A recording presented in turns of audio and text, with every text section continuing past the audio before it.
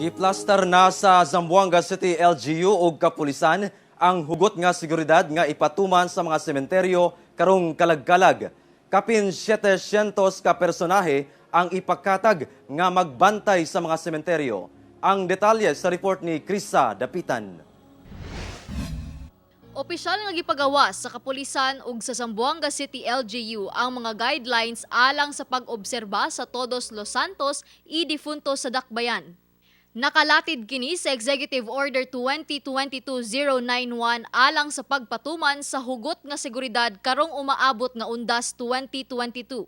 Gibawal ang pagbitbit og tanang matang sa pusil, mga hinagiban sama sa kutsilyo, cutter, blades ug uban pa.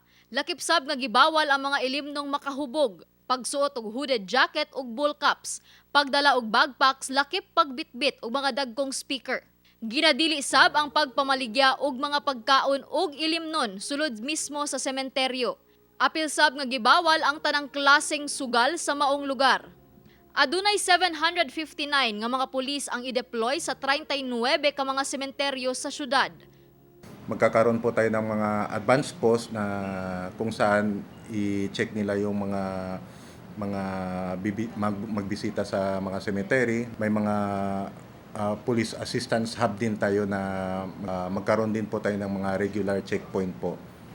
Absolutely no vehicle shall be allowed inside the public cemetery and sidewalks. Sa umaabot nga undas 2022, gibana-banang libuan ka mga tawo nga moduaw sa mga sementeryo. Ilabi pa nga kini ang labing unang kalag-kalag human giluagan ang COVID-19 restrictions. Cooperation lang po, no? Yung especially yung mga pupunta sa mga cemeteries, i-comply lang din natin kung ano yung mga pinagbabawal.